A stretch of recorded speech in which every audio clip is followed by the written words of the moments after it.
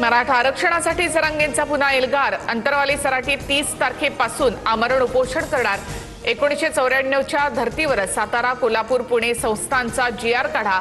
जरांगे मागणीवर ठाम। मुख्यमंत्री देवेंद्र फडणवीस यांच्याबद्दल मला द्वेष नाही, मात्र हैदराबाद गॅझेटचा जीआर काढल्यानंतर प्रमाणपत्र का रोखलं? जरांगेंचा सवाल।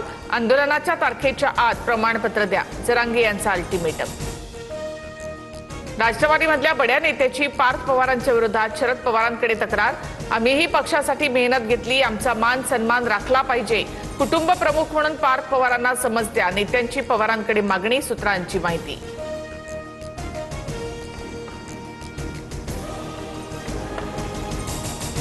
पार्थ पवार राष्ट्रवादीचे सर्वेसर्वा झाले असं त्यांना वाटतंय। शरद पवारांकडे तक्रार जरी झाली असली तरी पार्थ पवार ऐकणार नाहीत, अंजली दमानी यांची टीका।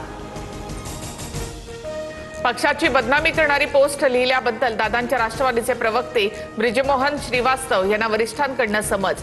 नव्या कार्यकारिणीमध्ये पवार कुटुंबाच्या नातेवाईकांना संधी दिल्याचा श्रीवास्तव यांचा आरोप। सूत्रांची माहिती।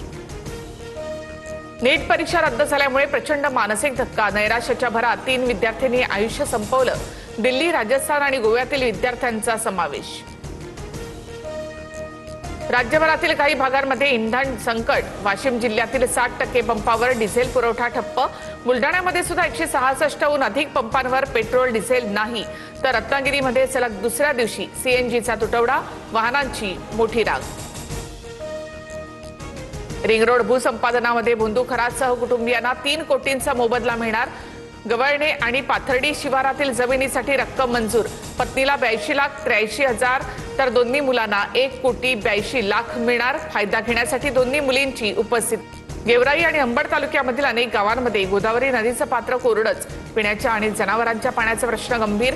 वारंवार मागणीनंतरही प्रशासनाकडून नदीमध्ये पाणी सोडलं जात नसल्यामुळे नागरिकांचा संताप।